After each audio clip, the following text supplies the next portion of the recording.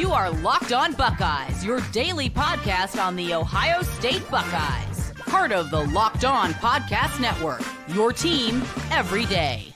Welcome in, Buckeye fans, to a fun show after a wild game. It's a Locked On Buckeye Squad show after Ohio State's 28-14. Gave him too many points.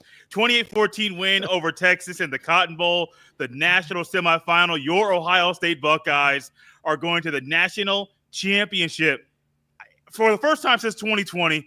It's wild to think about this happening in this game. And joining me for the entirety of tonight's show, it's Ohio State analyst Jeff Hunt, and then the host of Locked On College Football, Spencer McLaughlin. And Jeff and Spencer, there was a group chat going. I got a text from Spencer at some point. I shared two different GIFs during that period. The first drive, I was like, oh, okay, Ohio State and Chip Kelly, they got something going with the run. The entire game kept going, and I started to get a little bit nervous and more nervous and more nervous. Ohio State kept playing. Buckeyes had a 7-point lead at one point. I'm thinking, okay, I'm getting nervous. Next thing you know, we get a goal line stand from Ohio State, and what do you know? Jack Sawyer, Mr. Buckeye, Captain Jack, whatever you want to call him, he made a play when you needed somebody to make a play. He was the guy there. And Jeff, on today's show, I made a comment this morning off on Buckeyes that Ohio State needed to do whatever it takes to beat Texas in the Cotton Bowl. And I know Ohio State, to me, was a team that I thought would win by a bigger margin, but Texas came in with a good game plan. Texas has a lot of talent on both sides of the ball. But at the end of the day, Ohio State's defense, Ohio State's offense, Will Howard on that 4th and 3, they made plays, and they did whatever it takes to win. I'll turn it over to you, Jeff. I know we're both a little crazy right now, but, man, it's nice to see a Buckeyes do whatever it takes to win a big game. I don't know what you're so crazy about, guys. My heart rate is perfectly normal. It's just a fun football game. I just sat back and was like, ooh, this is cool. I'm literally butchering the final score at the end of the game, but at the beginning of the show, I'm just thinking, it's right here on my screen. It's a wild game, Jeff. So but literally, they did whatever they took, man. No, it was nuts. And they did. And what it took, these teams, honestly, the takeaway from this game was that these teams were identical. I thought Texas and Ohio State were the same team out there. And the entire game, I was like, this is the Quinn Ewers game. This is the Quinn Ewers game. This is the Quinn Ewers game. And unfortunately, it ended as the Quinn Ewers game because of the flaw, on the goal line. And, it was just – I don't even know how to describe it. I don't think Ohio State had a good game plan. But here's what Texas did. Texas was like, we're going to play straight up. We're going to take away JJ. It's not that, we're going to bracket it.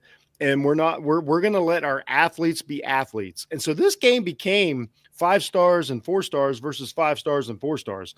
There wasn't a lot of stunts. There wasn't a lot of misdirection. There wasn't a lot of trick plays.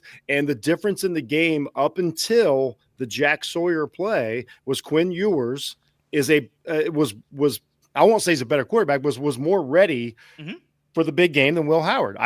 Will Howard had a terrible game. It doesn't matter now. I can say it out loud, but he really did have a terrible game. I don't know if you guys watched it, how you guys watch it. I watched it in Skycast.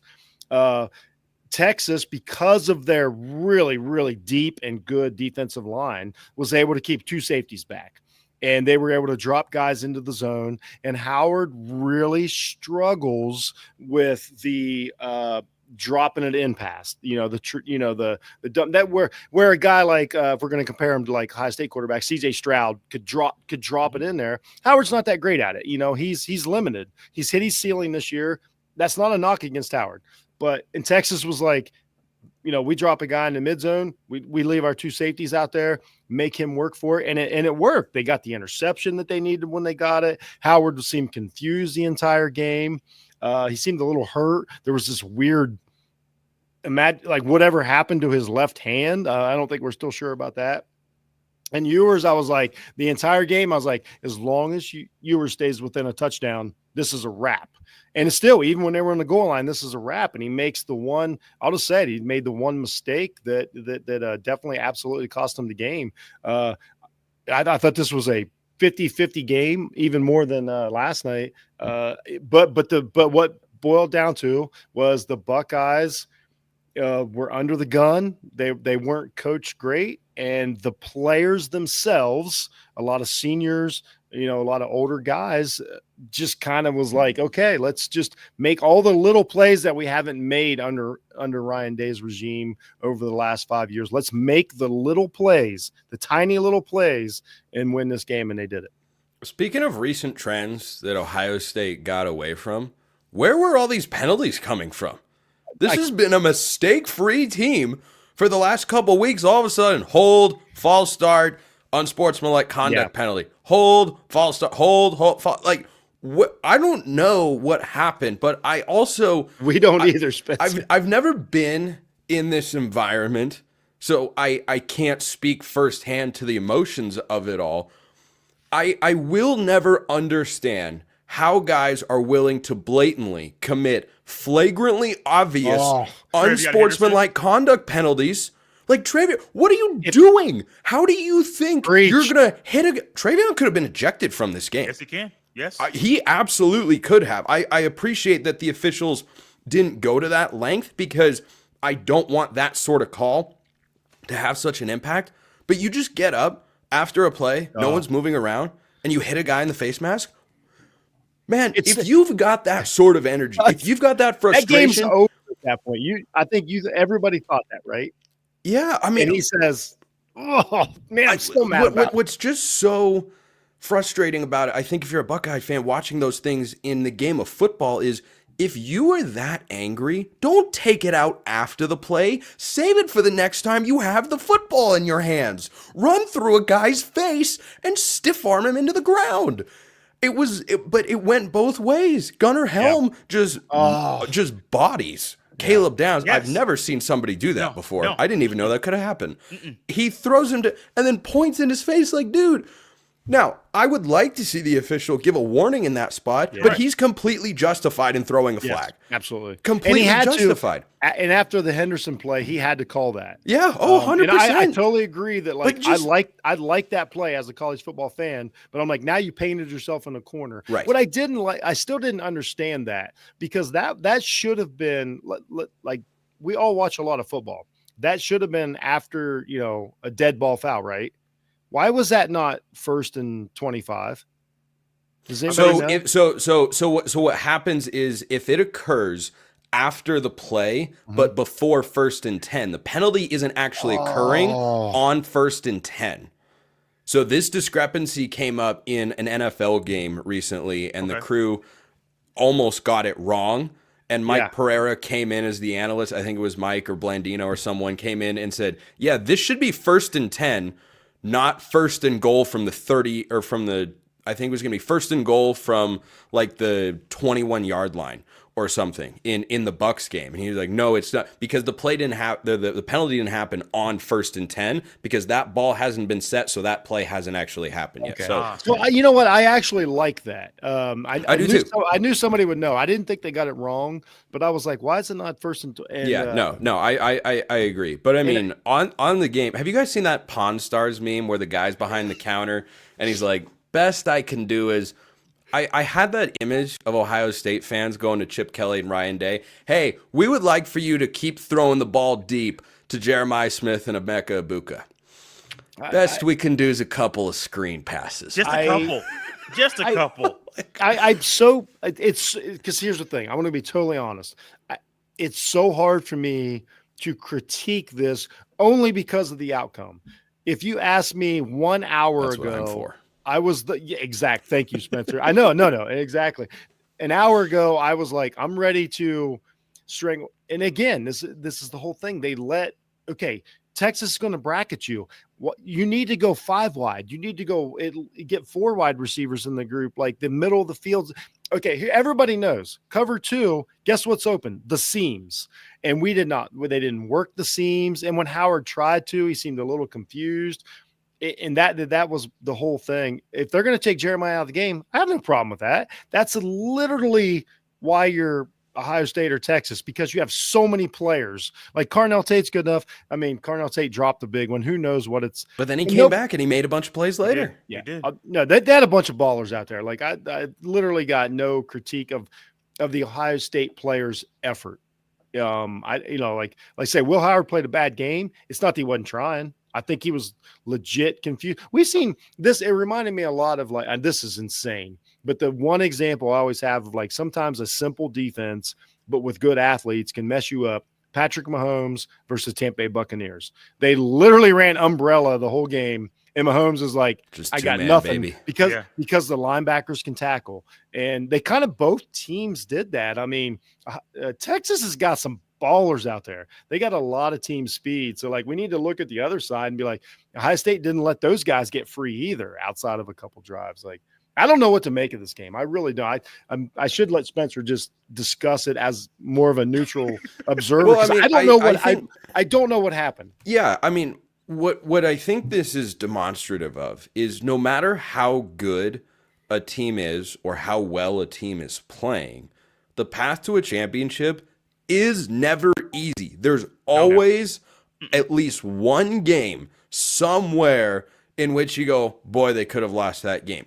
The prime example I always go to is there are a lot, but in the NBA, when the Raptors won it, remember how they got to that point? Yes. Game 7, home floor, they could have lost to the Sixers, but Kawhi Leonard shot.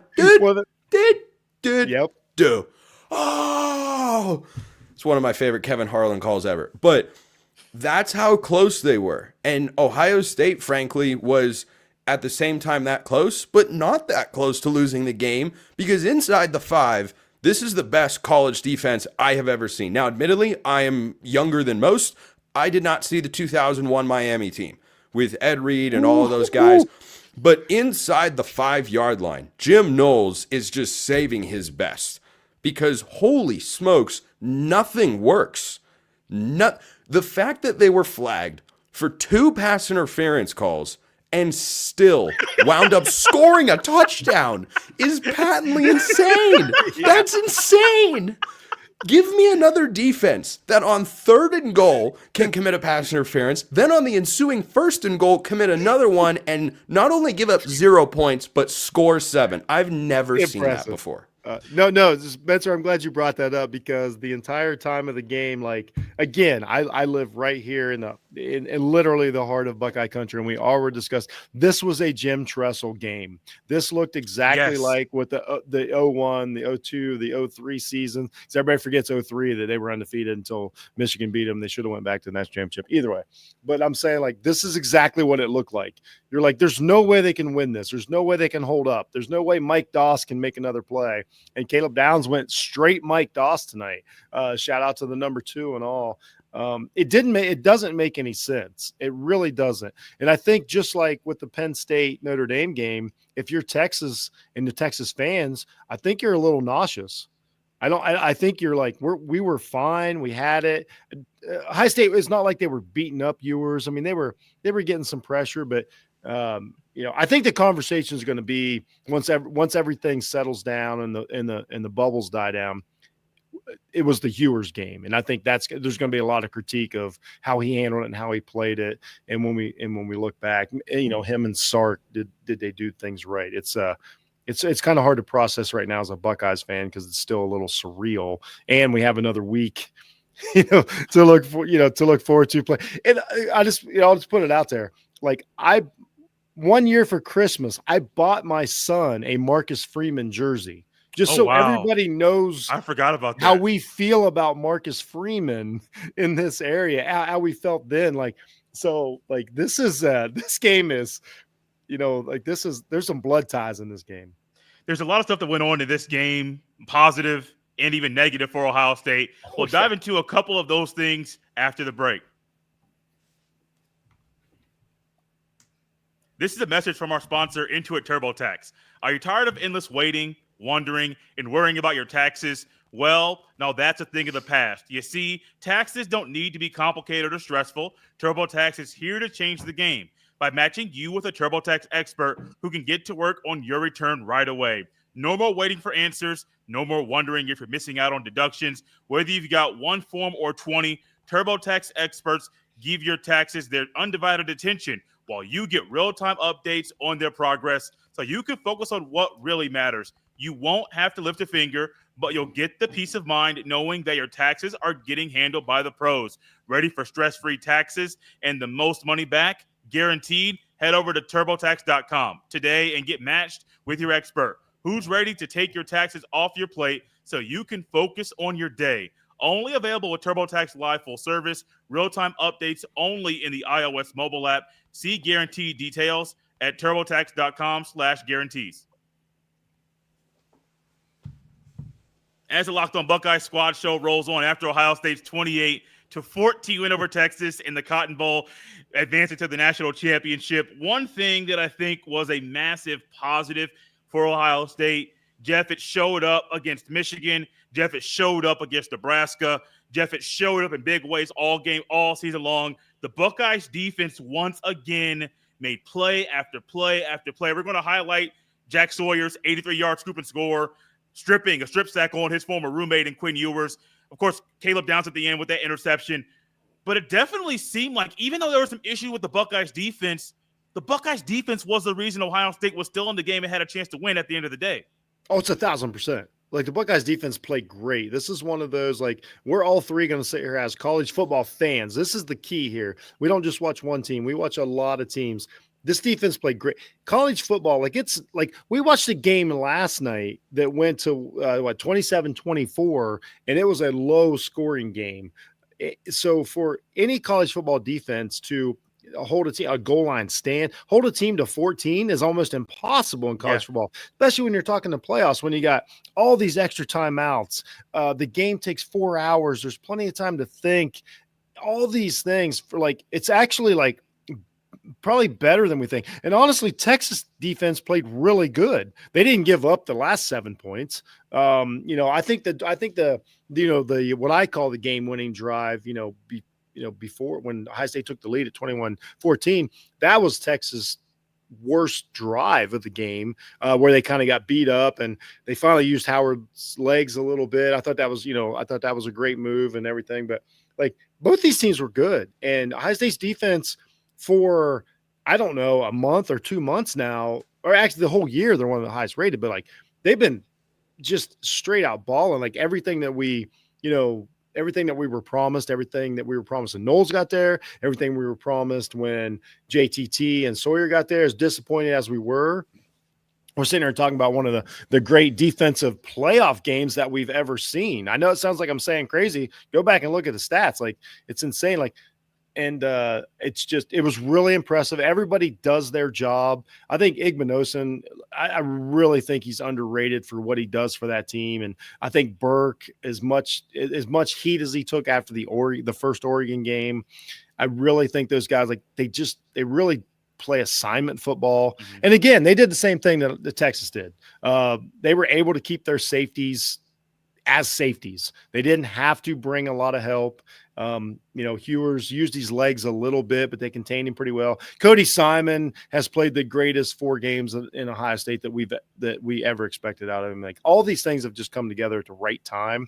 And we talked about it last time. Like, they build a team to win in the playoffs. But I just can't say enough about them. I know you guys are like, yeah, shut up, Jeff. You can't say enough about them. But I'm so curious to hear. This is why I want to hear Spencer's viewpoint as he watched the game. Like, we'll say like a quarter in, how did you feel it was going to go? I'm so curious. Yeah, so a number of thoughts there. I just have to throw out the most obscure tidbit that popped into my head. As long as Denzel Burke is not going against someone who has any affiliation to the state of Oregon, he's a really good player, because he missed a tackle today. And do you know who it was on? Silas Bolden, the Oregon State transfer. So something about that state has got him mystified completely and utterly, and I don't know what it is. But when here for the random facts, guys. That is the most random I could have possibly come up with, but it clicked in my head. I wasn't going to not share that. So going back to your question, though, Jeff, I kept waiting and expecting Ohio State to pull away. After the first drive, I thought, here we go. This is about what I thought. Now, the final score ends up being very close to what both Jay and I predicted. You had 31. I had 30. So I win the Price is Right lower battle on Ohio State's score, but you win it on getting it right on the number for Texas's score. So I think we pushed there, but I kept expecting Ohio State to open it up, and then they kept getting in their own way. And I thought one of the most underrated moments of Ohio State just making a self-inflicted wound was Will Howard pulled the ball instead of giving it to Quinshon Judkins. My God. I have no earthly idea. There was nothing, and I mean nothing, other than a predetermined read in his head that he wanted to pull it that led him to make that decision, because it's clearly a read play. I mean, it's blocked perfectly. You've got Judkins one-on-one with a safety. That's 15 yards minimum. Yeah. Instead, it's -3, and I believe that possession resulted in 0 points. But if Judkins can make one guy miss, that's a house call. That is an absolute house call. So I kept waiting for that. And then the Travion Henderson screen came, and I thought, okay, here goes Ohio State.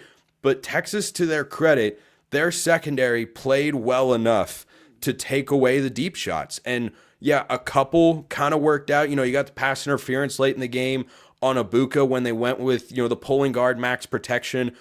And when that came about in, I think it was the third, early fourth quarter, I thought, where was that in the first? Yeah. I know the first play that scored a touchdown against Oregon was simple, and Oregon safeties just had a horrible day and couldn't tackle for the life of them compared to what Texas's safeties were able to do. But I still just didn't it was not exactly a Michigan rerun, but it was shades of where are you? Are you gonna push it there? Are you gonna look? And the double team of Jeremiah Smith then led to Will Howard forcing the ball to him and the interception. And again, that's the epitome of what I'm talking about here. There were opportunities for Ohio State to run away with this game, and it came on offense, but the offense wasn't as sharp as it has been. But the defense was as advertised. Again, they come up with the big play. So I kept waiting for, where's the 15-point Ohio State lead? And I believe until the end of the game, they didn't lead by double digits. Yeah, no, they sure didn't. And it was and another thing about that is it also comes down to, we talk about it. We all talk about it all the time. All the fun stories and everything. It came down to Travion Henderson I think he was a 4-star, maybe a 5-star. And he made one play.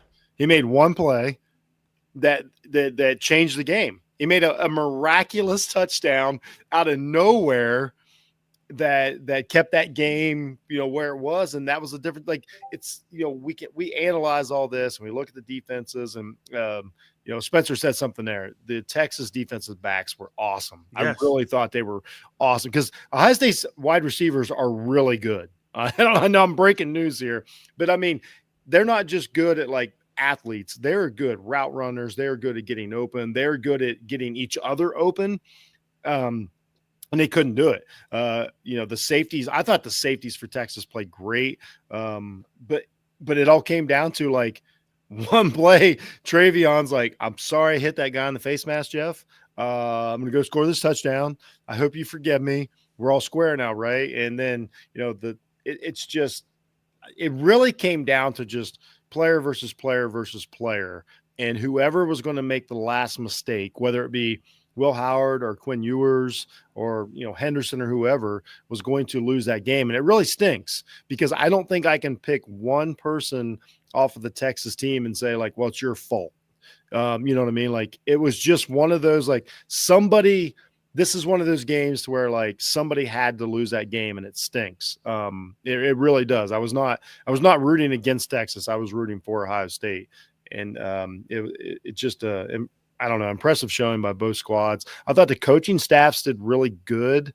I don't think they were. I think Sark probably won the coaching battle. I mean, he had his team at the goal line. Texas fans are not going to agree with you on that one, Jeff. They're not. He made some mistakes. But I always look at, and I know you guys do too, I look at coaching.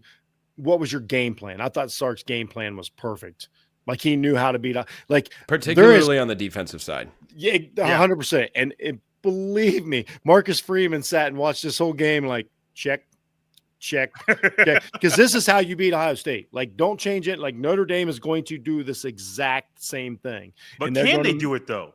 Like, can Notre Dame try to do what Texas did? But they're going to. Which side of the ball? Which side of the ball are you talking about? Defense. Either one. This is how to stop Ohio State. You have to be able to pressure with 4 to 5 max. I didn't even think they got a ton of pressure. No, they really didn't. I thought they had the right defensive play calls and the secondary executed at a high level. That's what I saw more than anything. Yeah, that's what I mean. But if you all of a sudden, like, your secondary is getting beat, then you start scrambling, like, okay, we got to send a couple guys, or you start doing some stunts. Well, that's when Ohio State beats you with athletes, because that's when the Jeremiah Smiths and the Igbukas take over. But if you can leave your defensive backs back there and let them just be defensive backs in the zone, Howard was clearly bothered by it. And so Notre Dame is going to be like, all right, we'll try that. And if they can get, but no, I mean, I know we don't want to get, forecasting too much, but Notre Dame's defensive lines, if they can't collapse the pocket, like, it's probably a wrap. I'm not bragging or anything, but it probably is. But I'm not saying they won't. But Texas defensive line, like, they just got dudes they can run in there. They got a conveyor belt of defensive linemen. And Howard's let's put it this way. Howard's a big fan of Jack Sawyer. That's all I'll say. Yeah. Jay, I have a question for you, and Jeff, you as well. I want you guys both to make guesses. Have you looked at the line and the I the stopped totals? Myself before doing it. Okay, it's got to be something. I did it before the game. Okay, Jay, hold on. We'll see. We'll see who can. See who can get closer here. Jay, as the host, you get to go first. What do you think the line is? Ohio State minus. This is according to our friends at FanDuel, of course. Okay, 8.5. Oh, of course. 8.5 for Jay. Okay, Jeff. You stole my line, Jay, so I'm going to come up with another one. You know what? I'll go 9.5. Jeff is the winner. Ohio State minus 9.5. So it didn't move. I thought it moved slightly down a point after. I think 8.5 is perfect. But 9.5.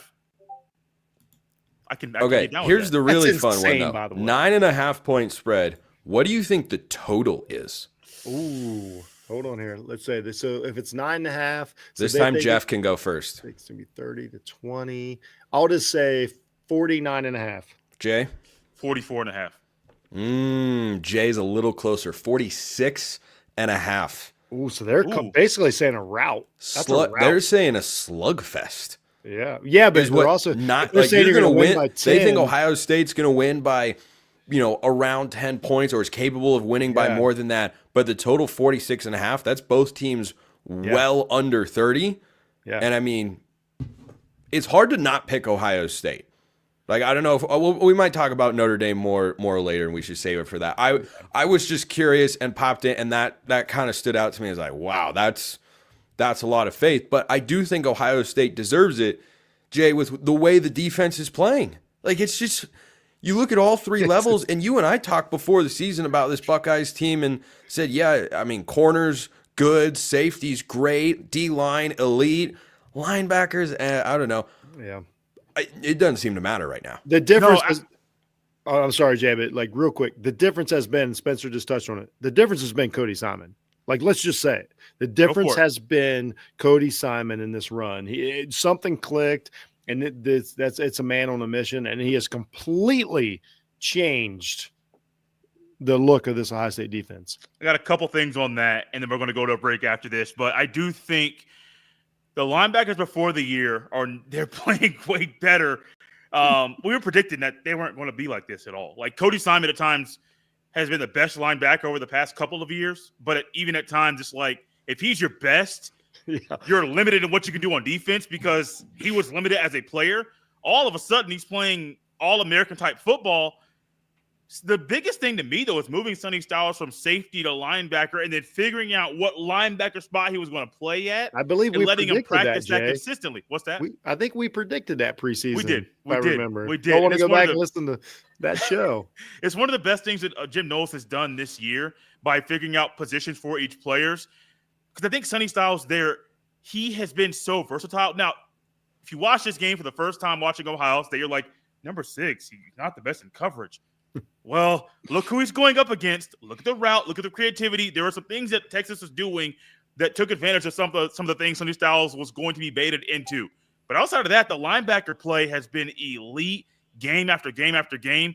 Even Cody Simon going down, him coming back in, it seemed like he was still right on schedule.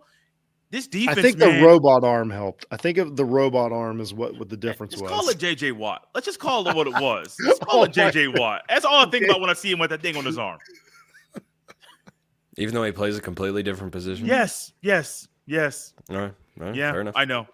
I am that guy. One guy wears it. If you play a different position, I still give it to that player. Guys, coming up after the break, we've done a lot on the defense, but we haven't done enough about Will Howard and the Buckeyes offense and what they did right and what they did wrong during tonight's game. We'll dive into all about the Buckeyes offense during this win next. This Buckeyes Squad show is brought to you by our friends at FanDuel. From big upsets to game-winning drives, the NFL playoffs are better with FanDuel because right now new customers can bet $5 and get $200 in bonus bets guaranteed. That's $200 in bonus bets, win or lose. The FanDuel app gives you everything you need for live bets, same-game parlays, and so much more. Simply visit FanDuel.com to join today and get started with $200 in bonus bets. That's FanDuel.com. Make this playoff season unforgettable with FanDuel, an official sportsbook partner of the NFL. As the Locked On Buckeyes Squad show rolls on after Ohio State's 28-14 win over Texas. Can we work on your directing skills on the live show here, Jay? It's bad. I'm normally better than this, and all of a sudden it's like, bam, this is bad. Spencer, me and Jay's struggling to get through this because, like, I was ready to load up with a little chapstick and some sip of water. All of a sudden, I'm on camera. Oh no, I'm not doing it now. Here's the best thing we found out today: me and Spencer both have chapstick right off screen. Dude, always. I cannot get through a 30-minute show without reloading on that at least one time. Yep, I have chapstick, and then I have a little menthol inhaler to clear things up. Just real quick, I know we're getting ready to kill Will Howard. I just want to put out there that one of the quarterbacks in this game threw for 280 yards, 24 for 33, a touchdown, an interception with a 90 rating, and we're about to say how bad he was. I'm one of those that's going to say how bad he was today. But I'm saying this is where our standard is for Will Howard. You take away one throw. Terrible. You take one throw away of 75 yards. He's down to 220 something, 219, 218, something like that. Those yards count, Jay. I'm sorry. I mean, they do count. But outside of that, I mean, they do count. It was bad. You saw the Skycast. So I'm going to turn it over to you once again. I'm going to get to Spencer first in the very next segment. I watched the regular broadcast, Herb Street, Fowler calling the game, and it definitely seemed like from the regular TV copy, he couldn't see what was happening. No, he had no idea. Comfortable, but also, Jeff, the offensive line was not helping him. So it wasn't just him being able to read things. The O-line wasn't helping, and they were getting more pressure than the O-line had given up in 5 or 6 games. Even with the reconstructed offensive line, Texas found a way to get pressure consistently, and it messed – I mean, you saw Luke Montgomery getting beat. You saw Josh Fryer getting beat. You saw Donovan Jackson allowing guys to get pressure. You allow guys in the offensive line to just allow things to allow holes and allow Texas' defensive linemen to get into Will Howard's line of sight when he already is struggling to see the defense. We touched on Texas' defense earlier and how good their secondary was in coverage. That messed Will Howard up. And while I texted my dad after the game, my brother, I said, 33 made money tonight. Speaking of Jack Sawyer, Will Howard came to Ohio State to raise his draft stock and to win a national championship. Yeah. He's one game away from accomplishing that last goal. While he did raise his draft stock against the best defenses, Jeff, in Texas, which is more of what you're wanting to see. Hey, what does he do against this defense? Yeah. The numbers tell you one thing. But it definitely makes me a little nervous when he goes up against great defenses and how he plays. Well, that being said, he's definitely a college quarterback. He's going to get drafted now, and he's going to get a shot because he played for Ohio State. And of 2 or 3 games that he had that were great, Will Howard's played absolutely as good as I possibly thought he could ever play. So there's no complaints there. But also, he's played as good as I thought he could ever play. Aiden O'Connell. Yes, he's bumped his head on the ceiling. That's fine. And that's great. We already talked about the defense, so that's probably enough. But you are correct. On the sky cam, I kept walking in and telling my wife and I have to watch the game in different rooms. It's a thing. And it's really me, believe it or not.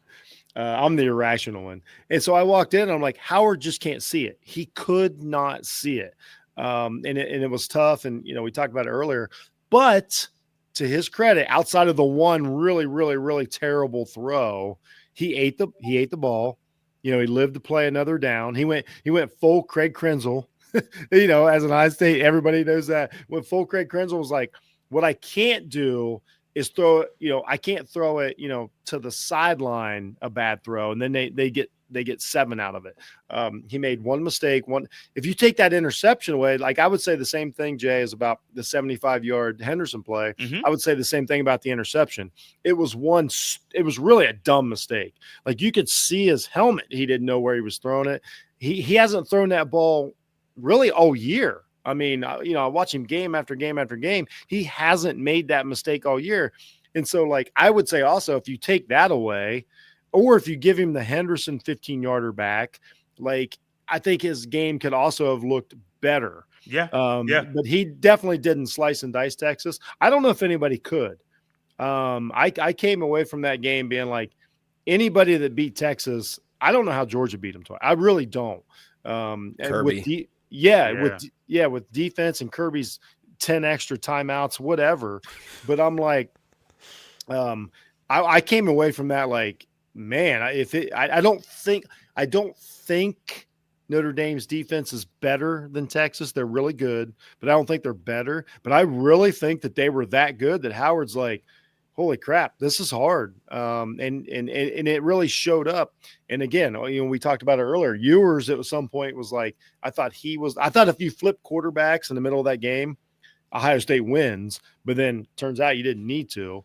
But it was definitely not Will Howard's best game. Some super sweet stuff on the sideline, though. A lot of fist punching, high fives. I mean, Howard's having a good time. I've said on the show for this is the third week. We love him. We understand who he is. He's one of these guys. We know he's not going to the pros and light it up, but you know what? He's winning games. He's toughing it out. He loves us. We love him. It's ride or die with Will Howard, which is I think if somebody told you 14 months ago that Ohio State's was like, it's Will Howard or bust, you would be like, well, you guys are screwed. Yeah. And guess what? We're not yet. Yeah. We've got 3 playoff wins. I don't know what to make of it. He's got, if he played for Penn State, the country would love him. They'd be like, oh, he's got moxie. This kid's just got what it takes and all this. They started to use his legs tonight. And I really, really, really like that. The first play where he got tripped up, I was like, ooh, then of course the big play on the touchdown drive. I was like, we haven't used Will Howard's legs all year. We're in week 18 or whatever, but they should have on, was it 3rd and short, 3rd and 1? Well, they probably should have in November, but you know what? 6'4", 240. Give me a QB sneak. Oh, okay. 2 or 3 yards. At that point in the game, I was driving in my car and listening to the game on ESPN radio, and I'm hearing the guy lay everything out. The nose of the football is just shy of the 22-yard line. Here's Howard under center, and he tosses it. And out loud, I went, "He what?" Yeah. and then he was stopped short, and I was like, "What do you mean he?" So here's my He's huge. He is huge. Push him forward. What are you saving him for? Next season? And they did the Will Howard push last game, and it worked. So here's the thing, Spencer, I'm with you. If you're taller than the distance you need to get a first down, you just have the quarterback do it. I mean, do a Drew Brees hike. Yeah. Look, yes, the ball got there. Yes. Just fall forward. It's 5'6". It's so easy. You don't need to overthink that. By the way, when I said Aiden O'Connell earlier, I meant that as Will Howard's NFL comp. Yeah. Because I think he's capable of making some really high-level throws, and he has a beautiful deep ball, and he's got coached. Prototypical size. Really coached. Yeah. I think he could have a long career as a backup in the NFL. But guess what? Ohio State fans shouldn't care. No, we sure don't. Sure don't. Like it's not going to matter if and probably when, in my view, they beat Notre Dame to win the national championship. It'll just be that's the guy who got Ryan Day over the hump for the first time in his career. Like that's all he'll be remembered for. But I got to toot my own horn a little bit here because Jay knows I earned this. At one point during the week, I believe it was on our Big Ten squad, or I forget when. There was all the shows blend together. But I told you, Jay, at some point, Will Howard's legs, not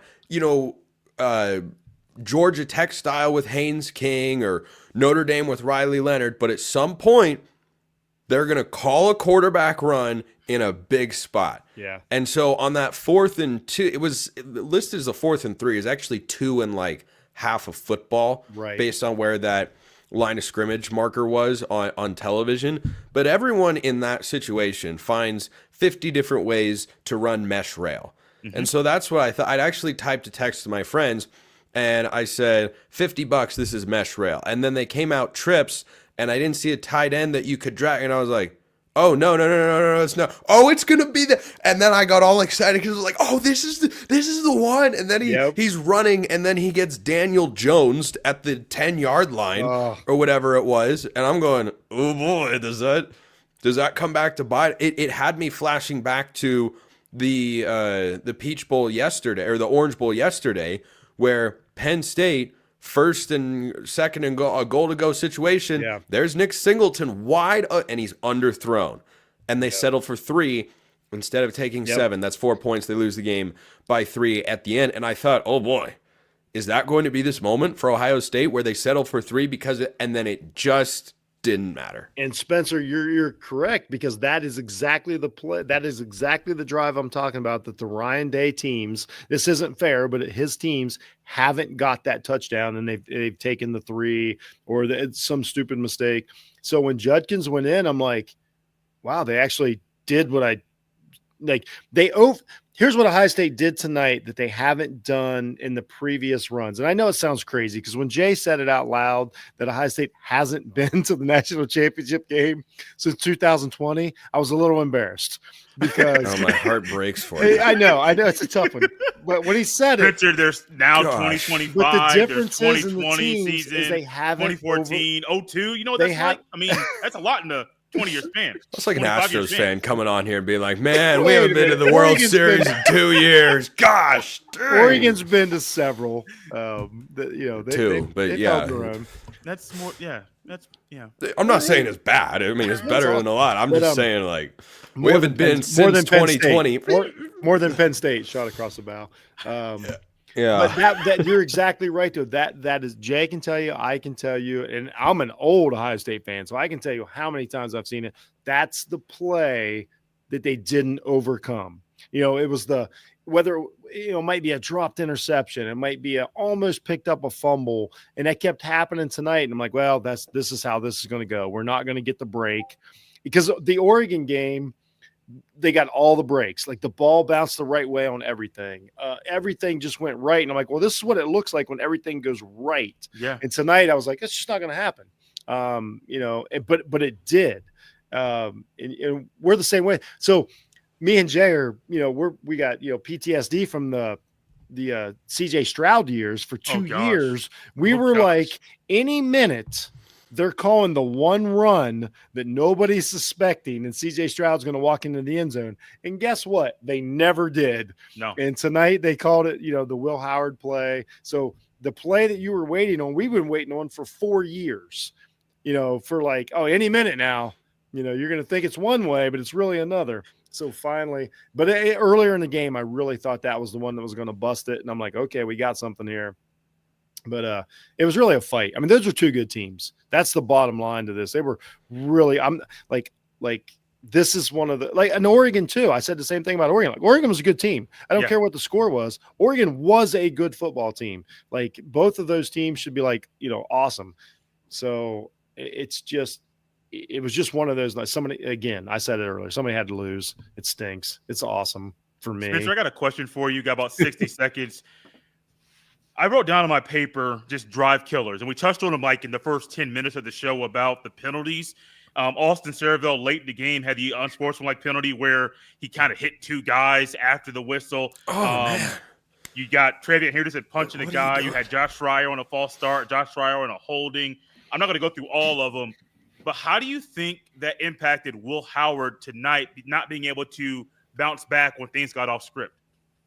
I think it impacted his inability to get into a rhythm. It's not hard for me to work in a golf analogy, but I'm a much better player if there's a solid pace to the round. Like, I really struggle when I, work to, 2-putt for par or whatever, and then I go to the next tee and I sit there for 5 minutes and I don't, I can wait for a little while, but there's a line. And I think mentally, I wonder if Will Howard was, kind of pressing like, oh, I got to make up for that mistake. Oh, I got to overcome, a mistake by my team. I got to help him out instead of just, okay, next play, let's go, make the right decision and not try to, do anything crazy here. I think that was kind of exemplified in the interception that he threw. So, yeah, I mean, that's what I came back to in the fourth quarter. Like, man, Ohio State had a lot of chances to open up a 14 to 20 point lead, and they couldn't get out of their own way. You give Texas credit for a lot of things that they did, but Texas didn't tell the offensive lineman or get in his head, go hit that guy. They weren't Scarlet Witch mind controlling him here. They didn't have Charles Xavier in the crowd, I don't think. So, they just got in their own way sometimes. Yeah. And then when that happened, where you give Texas credit is they had the scheme and the players to be able to hold them. Yeah. Coming up next after the break, we touched on it earlier about Ohio State's path just to get to this, get to the national championship semifinal, but that path has also prepared them to play the national championship. We'll dive into that next. This episode is brought to you by our friends over at Game Time. Attending the new 12-team college football playoff games is an incredible experience that brings fans together like never before. I remember the excitement of past playoff games and can't wait to make new memories with the updated format and extra teams involved. Game Time has a new feature called Game Time Picks that makes getting tickets for events even easier. It filters out the fluff to show you only incredible deals on great seats so you don't have to waste time searching through thousands of tickets. Recently, I used Game Time Picks to find tickets for an upcoming game. Browsing through the deals was a breeze, and I found great value for all kinds of seats around the venue. The Super Deal stood out as the best value for the event. I love that I could see the seat views before buying, and that the app shows a total cost up front with no surprise fees at checkout. Take the guesswork out of buying tickets with Game Time. Download the Game Time app, create an account, and use code LOCKEDONCollege for $20 off your first purchase. Terms apply again. Create an account and redeem code LOCKEDONCOLLEGE for $20 off. Download Game Time today. Last minute tickets, lowest price guaranteed. By the way, Jay, you've done too many shows with me. You got to know, I've never given a 60-second answer when asked something in my life. Well, so I was going to bring that up, but I was like, no, he's worked with Jeff and he's worked with Spencer. He's like, I got 60 seconds. I'm like, sure. And that's the same way at work. They're like, I got a quick question. And I was like, well, I got a long answer. We're off the rails. It's after midnight. Ohio State's going to the Natty. They beat Texas 28-14. This is how we roll here on the Locked On Buckeyes Squad show. Spencer, we'll start with you on this one, and then we'll get our early picks for the national championship. Ohio State's path to a national championship doesn't just encompass this current season. It encompasses 4 or 5 years. Not just for Ryan Day and his tenure at Ohio State. Jack Sawyer's been around for 4 or 5 years. Lathan Ransom, 4 or 5 years. You have Will Howard at another stop along the way, but 4 or 5 years. Caleb Downs only a couple years in, but he has still seen a lot of football. How do you think Ohio State's path to the national championship this year has prepared them for the national championship game on January 20th? I think it's pretty clear they went through the tougher side of the bracket. You didn't have a top seed with a backup quarterback as you had at Georgia, though I didn't think Gunnar Stockton was the problem. I think Notre Dame beats Georgia even if Carson Beck plays. It still has to help at least a little bit. That's Miami's new quarterback, by the way, for those that are curious, because that's how college football kind of goes. Right. But you took on a team that hadn't lost a game all year, and it looked very good for the most part doing it in Oregon and dismantled them. You took on a Tennessee team that I thought was really good and dismantled them as well. So you've got kind of this perfect blend of, hey, we know what we're capable of, but if we don't bring our A game, then we can still find a way to get the win, which is what they just did here against Texas. Like, no matter what situation comes about, Ohio State's able to win. I feel like they haven't really demonstrated an ability to dominate in the rushing game to control but that's about it. They can take away the run, they can take away the pass, they can pressure a quarterback, they can force turnovers, they can throw the ball down the field, they can be good situationally. The special teams, I know one of your keys, Jays, to this game was to not have any special teams disasters. I didn't see one. In fact, there was almost a huge special teams play. They got the ball out of Silas Bolden's hands, and that bounce went right back to him. And oh boy, yes, it did. That was really, really fortunate for Texas there. So you've shown yourself what you're capable of, and also how to just find a way to win if it's not always perfect. And I think that my confidence in Ohio State going into this national championship is really high. Like, I can't figure out how Notre Dame wins because I don't know how Notre Dame scores enough points. Ohio State's offense against a great defense, and Notre Dame has a great defense. No doubt about it. One of the 5 best in college football that I have seen this season. Texas's defense just held Ohio State's offense to about as few points as you can ask for with 21, because 7 were scored by the defense. Yep. How's Notre Dame getting to 21 points? Serious question. The only teams that have gotten there this season are Oregon twice and Tennessee. What about the Notre Dame offense makes you think they can suddenly put up 21 points? I just don't see it. If you get to that number and you're Ohio State, cover or not, you're going to win the football game because that defense is playing way too well, and Notre Dame has done an incredible coaching job. I actually think, I don't know if this is a popular take per se on this particular show, but Ryan Day is the second best coach in the national championship game right now. No one has done a better coaching job in the postseason than Marcus Freeman, because he is if you look at Notre Dame's talent profile and the way that they have been struggling to throw the football, they shouldn't be here, but they are. And and the injuries that they have battled, he has put on a coaching masterclass here. Yeah. And Ryan Day's done a really good job, but Marcus Freeman is doing more with less. But that less is going to get outdone by the more on Ohio State side in this game. Yeah, I would think so. One thing I would say about that is I think Ohio State's coaching staff has done a better job from start to finish. But I think Marcus Freeman, I honestly think he's the better head coach. But he doesn't have the advantages that Ryan Day has with Jim Knowles and these guys. Notre Dame's it's 1A and 1B, but I just think that I think if Notre Dame runs into Oregon, I don't know if they win that game. I guess that's what I'm saying. I really, because I'm giving credit to the teams that Ohio State's beat.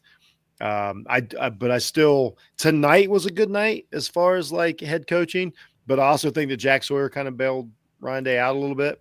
I think Freeman's an excellent head coach, especially at his age. How about we have 2 young head coaches going at each other that have coached together. At one point Freeman was. It's so hard to explain what a Buckeye Freeman is. He was a coach, and when Freeman was on the staff, and they had to decide like what are we going to do when it hits the fan, we were like, we want to keep Marcus Freeman. Like we all knew that Marcus Freeman was a great coach. And then he goes to the one team that we can't stand. What he was supposed to do was go to, Central Michigan, Western Michigan, natty, learn how to coach. Ryan Day was going to go back to the Patriots, which hot take. I think if he wins the national championship, he might be on Mike Vrabel's staff. I'm not sure how this is going to go. But then we thought, well, Freeman's going to come back. He's going to be the head coach. Well, things have went crazy. Freeman's done way better at Notre Dame than anybody thought, not because of him, but because of everything. So, yeah, it's an insane battle. I don't even know what to think of it. Like it is hard to explain. Like Jay's from Indiana. I'm from Ohio. It is really hard to explain to the country what Notre Dame versus Ohio State means as far as like the population of we'll say the few 100-mile radius of these fan bases. It's crazy. Like Woody Hayes always said, he was the best recruiter for Notre Dame because if he thought he couldn't get a kid, he didn't want him going to Michigan, so he told him to go to Notre Dame. But that's why Woody Hayes wouldn't play Notre Dame. So now things are a little different. Notre Dame's always been littered with Ohio kids, and like around here, like I don't know, it's just crazy. There's the whole Catholic thing. There's the whole location thing. Like this is. What are we calling this game? I don't know. I haven't decided yet. Catholics versus. I'm drawing a blank. Hey, we're not saying convicts. We're not doing that again. No. I wouldn't. We're not that Miami team. But to be fair, you guys should be jealous of me because I remember watching Catholics versus convicts, the game, and it was awesome. Lou Holtz. Some of us can only watch that game on YouTube. It was. I don't think I was born. I think I was born. It is hard to explain. It was like, hey, what are we doing for the Miami Notre Dame game? Like, where are we meeting? Like, whose house are we going to watch this thing? Like, there's no social media. There was no nothing. So, like, it is hard to explain. Like, but I was there for it. It was awesome. And I was rooting for Miami, by the way. Surprise. Jay, how old are you? 36. Oh, okay. That's about what I thought. Yeah. Hey, Jeff, what's your confidence level in Ohio State being able to beat Notre Dame? Being able to? Oh, yeah. 100% able. Okay. 100%. Ohio State can, like, we've proved, like, again, like. That question should be flipped. Spencer was the one, the first, after we did the Tennessee game, that was the one that was like, this team's good. I had to take off my, my goggles and my negativity and all these things and be like, wait a minute, if I'm watching this, if I'm an alien and I got dropped on the planet Earth, there's no reason that I 1000% know that if every team in the country plays their best game, that Ohio State can still win. And so there's no reason for me to think that they couldn't. I'm not saying they're going to. I said this about this game. I'm not saying they're going to win. I know they can win. Mm-hmm. They don't need if it's even, because I said that about Oregon. I'm like, imagine that. No penalties, no turnovers. Ohio State wins. You know what I mean? Like if it's a straight up game, like Ohio State can beat anybody. And tonight was a little different. You know what I mean? As soon as Henderson hit the dude in the face mask, I'm like, well, that was the 15 yards that you couldn't give up. So yes, if it's a straight up game and everything goes as planned and everybody plays their best, Ohio State will win that game. I'm not saying they're going to, but if everything's, I'm saying it right here. Spencer, right I love you, man. I love you when you say it. I don't even know what to do because we've won 3 playoff games, and I'm still like, well, I'm not happy. It's weird, man. I get playing 3 playoff games. It's terrible. We've never done this before. This is the hardest path of any Only season. 2 teams have won 3 playoff games in a row. I'm sorry. It's weird. Like we're sitting here talking about like the playoff and confidence in the national championship. This is literally the first time this has ever happened in the sport. And before anybody can ever get used to it and comfortable with it, they're going to expand the playoff once again. Oh, yeah. But this path right now, I do think it's prepared. I know. I know.